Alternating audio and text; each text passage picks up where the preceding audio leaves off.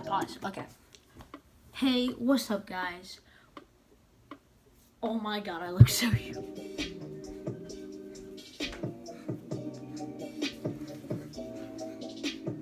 Hey guys, what's up? Focus. Okay, there we go. Today, we're gonna be talking about something that very important to me and a lot of other video game boys. Updates. Updates can make a game like hella bomb, or they can be super disappointing, and the developers didn't really have to do it, but like they did. And then you get some cases like Fallout 76, which is just a broken mess, and updates do jack shit. Let's get into it. Okay, so obviously, we have the first kind of let's say updates. I'll call them the free expansion updates. The ones that you see mostly in multiplayer games, like let's say, your favorite game, Call of Duty, getting kind of boring, getting kind of lame. Well, what they do is I guess what BO4 does is they have the different operations. They had Operation Zero, I think, and now they have, sorry, it has to focus. They have Operation Heist.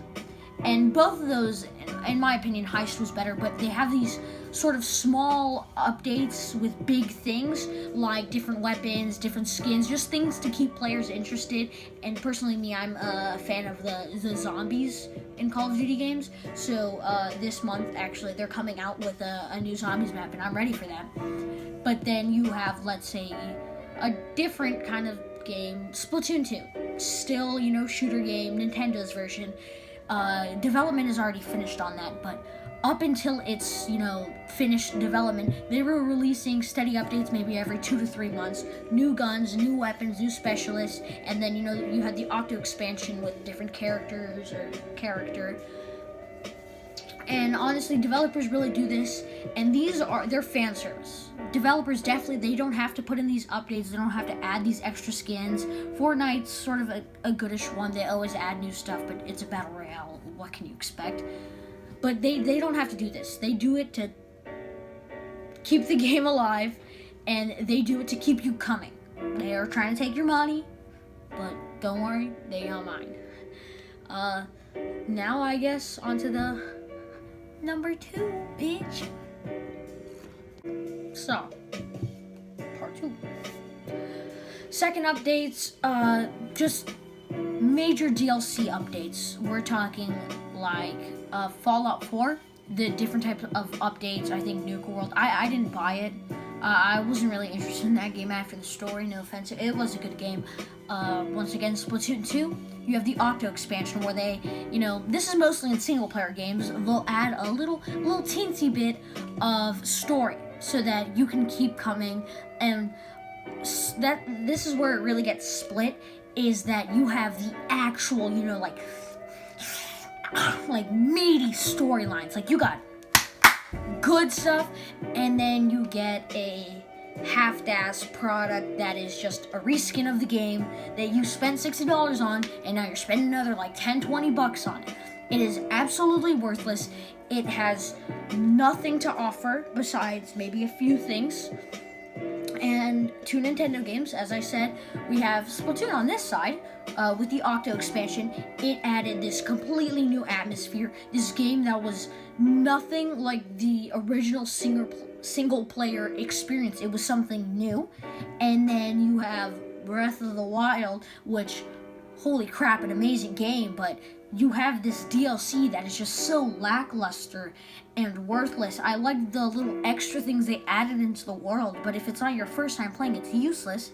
And then you have Champions of the Ballad, same game, and you just have a bunch of these small things that you already did in the game, and you're redoing it for maybe half a cutscene, and it adds no insight into the story. It's just building on what was already there, and you'd be fine without it.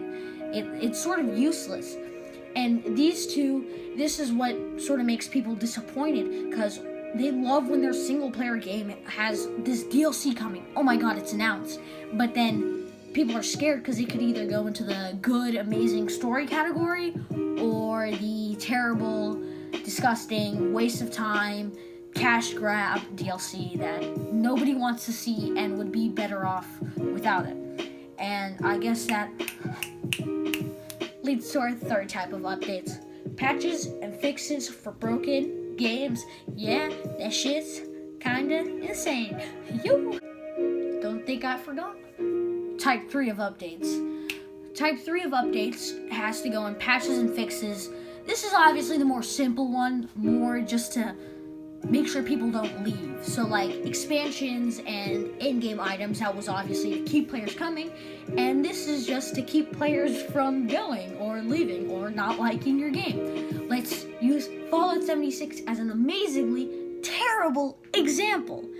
I remember I was so excited. I loved Fallout 4, maybe not to the extent of some other people, but I pre-ordered Fallout 76. When the beta came out, I got a few friends and I got online and we played, and I was surprised to see a terrible, broken mess. There's already been so much controversy over Fallout 76 in general, but whenever you step back and look, no matter how many patches they're going to add to that game was broken.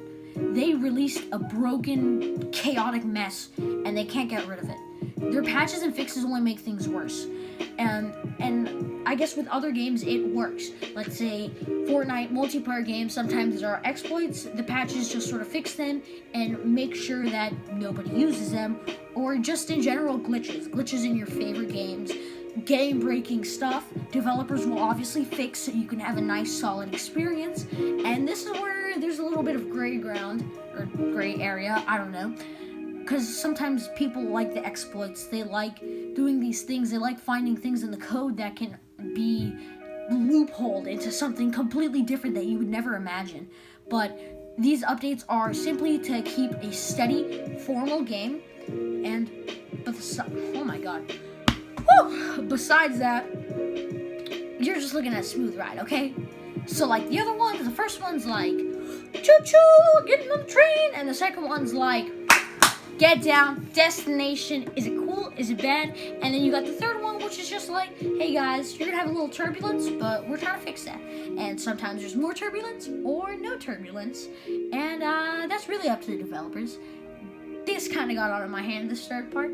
Forgive me. Thank you for ceding your time to me, and I'll see y'all in another video.